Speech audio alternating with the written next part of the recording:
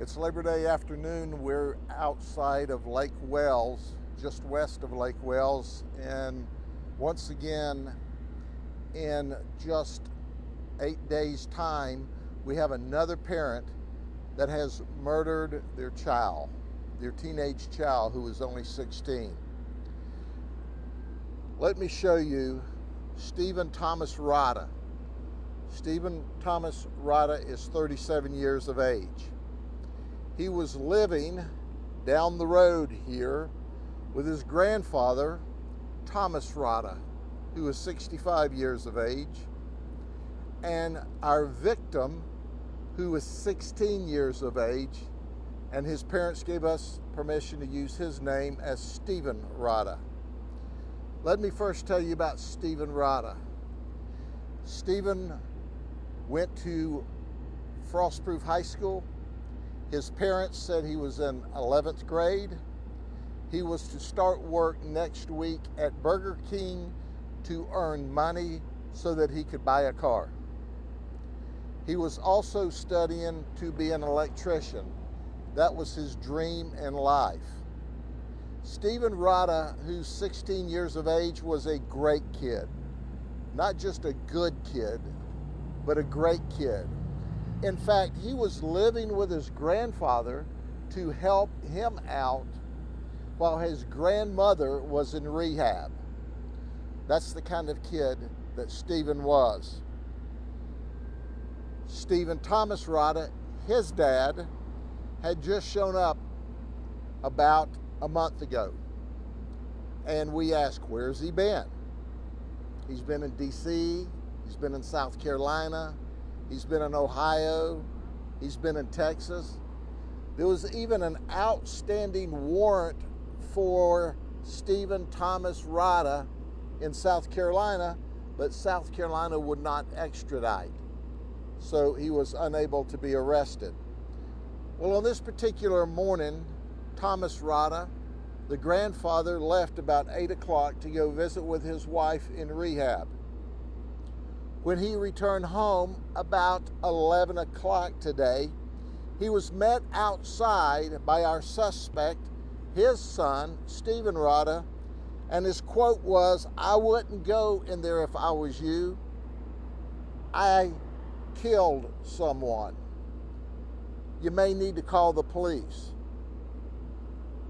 Thomas Rada told us it was not uncommon for his son, Stephen Rada, to talk bizarre.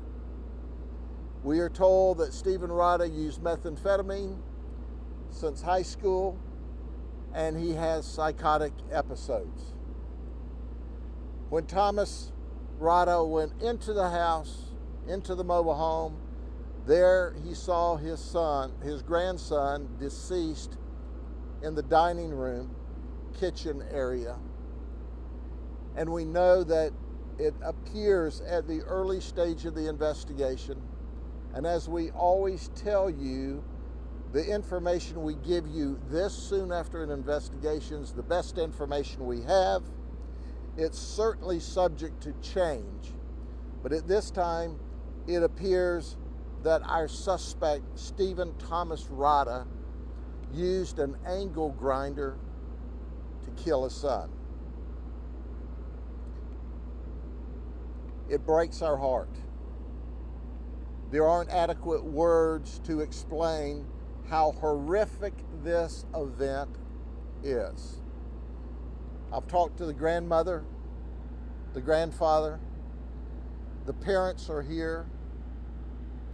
And when you see and hear them talk about how wonderful Stephen Rada, their 16-year-old son, was, how squared away he was, the fact that he was willing to live with his grandfather to help him out while his grandmother was in rehab, the fact that he was scheduled to start working at Burger King next week to earn money while going to high school, he was just a stand-up, stellar young man. To have this worthless individual murder his son is inexplicable. Our homicide detectives will continue to do their work, the investigation, We, by the way, arrested him because he fled from the scene after talking to his father, Thomas Rada.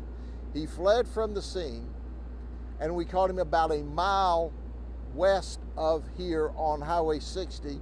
He was leaving the area. As I said before, he's been from Texas, South Carolina, Ohio, Washington, D.C. He moves around a lot. And after killing his son, he was leaving again. But our deputies, and you've heard me say they're the best there are any place, found him quickly and took him into custody. And when we took him into custody, he told our deputy, "You probably need to read me my rights." And that's exactly what we did. So he is in custody. The community's safe. We don't know yet why Stephen Thomas Rada attacked and murdered his son, Stephen Rada. That's under investigation. But our prayers are with the family. And I want you to know that the world lost a great young man today. We lost a great young man, and we've got an evil, evil man in custody, and we're going to do our best to see that he spends the rest of his life in prison. I don't know what else I can tell you. I'll try to answer any questions that you have. You know what we know at this time. Our crime scene detectives, as well as our homicide team, are at the residence. It was the warrant in South Carolina that was outstanding was some kind of resisting warrant, disturbance warrant, probably a misdemeanor warrant. We're still going through his criminal history. He apparently has criminal histories all over the United States. This guy has been nothing but a problem to society for a very long time, a very long time. And now he's turned a problem person into an evil person when he murdered his son and created a horrible set of circumstances for a loving family.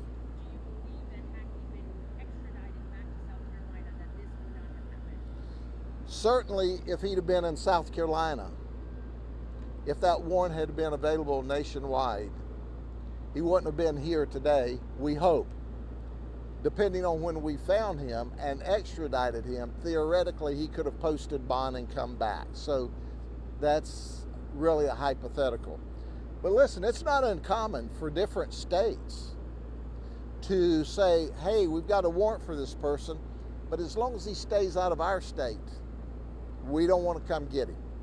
And that's true on minor charges, and apparently this is a minor charge. We're looking to see what his criminal history contains, and once we run all that down, then our PIOs will release that later on. But we know he's got an extensive criminal history. We know that he's an evil, evil person. We know that he murdered his son today. And that son was a beautiful 16-year-old person, a beautiful 16-year-old person who was just a great kid. Did the family report him having a violent history? Excuse me, I can't hear you. Did the family report him having a violent history? The family has reported that he's psychotic. He's got a history all the way back to high school of using methamphetamine. I don't know that about any Baker Acts or mental health evaluations, but he's just an evil person. And you go, well, he might have had a mental health issue. Well, of course he did. People don't murder people unless they're nutso. So anybody who murders somebody has a hitch in their giddy up. That doesn't mean they're criminally insane. It just means they're evil and they're mean, and when things don't go their way, they kill people. So he told his father, hey, I've killed somebody in the house, you don't want to go in there. And then he takes off, he's leaving. But our deputies found him, and he's in custody. Do you think that he may have been on meth? I realize it's probably part of the investigation, but do you believe maybe that was part of what was going on? We don't know why he did what he did today, other than he's a nasty, nasty, evil person. But that's part of the investigation. Was he on drugs today? We don't know. We're early into this investigation. This all started about 11 o'clock, and we're briefing you, what, 4.5 hours later.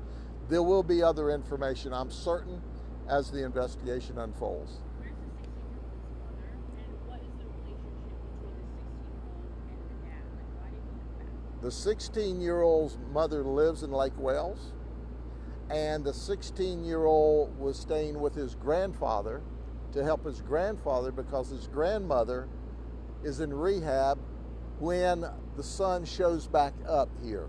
Apparently, he just moves around the countryside, and when there was no place else to go, he came to his father's house. And then the thank you he showed his father was to murder the son, who is the grandfather of our murder victim, who is a wonderful, wonderful person. Okay? What exactly is an angle grinder? Is that like a... An angle grinder is a saw that you can use to cut various things. So if you search it up, it's a pretty heavy-duty saw.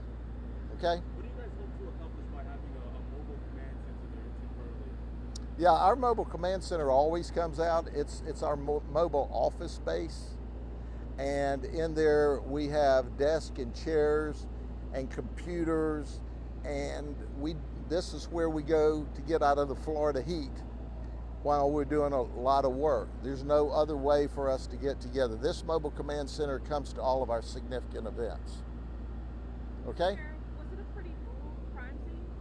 You know, I don't think it's appropriate to discuss the crime scene at this point in time. And I say that for many reasons, most of all because of the family.